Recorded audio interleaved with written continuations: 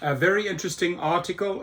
Also glad I figured out the mirrored screen thing. I was screwing up there, so my apologies. Autonomous taxis aren't the biggest threat to Uber. Uber is. Wage cuts and competition for rides are making the life of an Uber driver much tougher than self-driving taxis are right now. And the reason why I love these type of articles is because these writers like Owen Bell would actually take the time to dig in and look at the big picture, and then are not afraid to report that, hey, you know what? Again, autonomous taxis aren't the biggest threat to Uber. Uber is. And we'll dive right in because it's really, it's a good one. So here they say, taxi drivers have been ferrying people around America's cities for decades, with the biggest change to the sector coming when Uber burst onto the scene and made us all rely on our phones to get a ride. Now the ride-hailing app is facing an uncertain future as drivers grapple with increased competition for rides, lower fares, and the ever-looming threat of self-driving cars. I think I made a video about that yesterday. For many Americans, life as an Uber driver seems like a good way to make a little extra money on the side. They already have a car, have a phone to accept lifts, and know their way around their home time pretty well. However, in recent years, changes at Uber have made it increasingly hard to make a living on the app. Now, a new report from the Register has outlined the challenges drivers relying on the app face. Everything from much lower fares for rides and increased competition to pick people up mean that Uber isn't offering the stable income it once did. Len Sherman, again our hero is mentioned here, Columbia Business School professor, last month explained in an online essay that Uber in the past guaranteed drivers a minimum fare, following the business model used by taxis. But 2 years ago, Uber switched to a new pay model. We hate this one, upfront fares, destination UFD, giving Uber complete discretionary control over how its opaque algorithms determine driver pay. At about the same time, Uber also introduced Trip Radar, an online auction scheme in which multiple drivers vie in a race to the bottom to accept low pay offers. Uber's former practice of guaranteeing minimum driver pay for every trip was thus replaced by a policy where Uber now only has to pay the minimum any driver will accept for each trip. Changes to the way Uber runs have hit drivers hard, with some even taking to the streets of New York to protest changes and threaten strike action over the way Uber operates. For anyone who can't deal with the changes, they're walking away from Uber once and for all. And we're seeing a lot of, this is what's going on right now because I just follow these trends.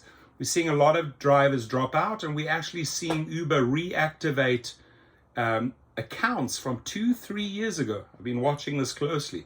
People that were deactivated years ago are suddenly, oh, you're eligible to drive again. They are losing drivers, my friends. Why? Because they're mistreating them. They're not paying them. One Uber user who the Register spoke with reported that the number of drivers in San Francisco is plummeting. According to the driver who wasn't named by the report, the number of drivers in the city has dropped from roughly 2,000 in 2023 to about 1,800 active drivers at one time this year. By 2025, the Register suggested the number could be closer to 700, right? Because people ain't going to drive for shit, Derek Khosrowshahi, that's the truth. And David Risher. We don't drive for peanuts. We don't drive for breadcrumbs.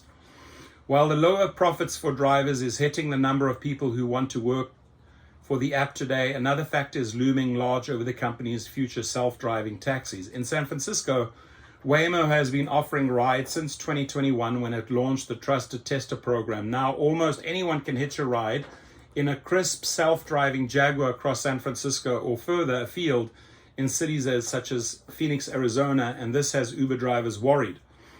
To put it bluntly, we are cooked. One person posted in an Uber forum dug up by the newspaper. We're done for. In the age of artificial intelligence and automation, we're the first to be impacted in a major way. self-driving taxis outfits, most notably Google-owned Waymo, have steadily grown their fleets of autonomous vehicles. According to its most recently published figures, listen to this, the company is giving over 100,000 paid rides a week in San Francisco, Phoenix, and LA. It means 100,000 trips that drivers are not getting in those cities. Despite the rapid rise in ridership that Waymo is witnessing in San Francisco, the company's threat to Uber may be overestimated by taxi drivers in the city.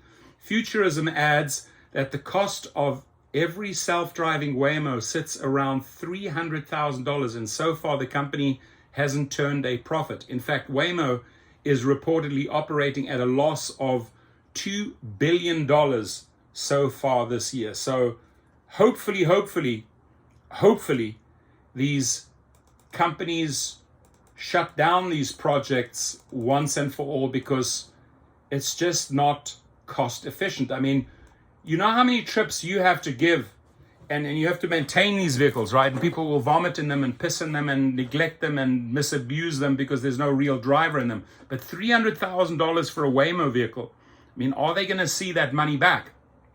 So, great article. I will leave the link below. Feel free to share and comment. Please like and subscribe. And a massive shout out to our sponsor, GigRocket and Activation Hero. If you have been deactivated, hit us up below. We'll file the legal appeal and the claim for your lost earnings. Check it out below. Thanks to GigRocket and Activation Hero. Have a great day, everyone. Please comment.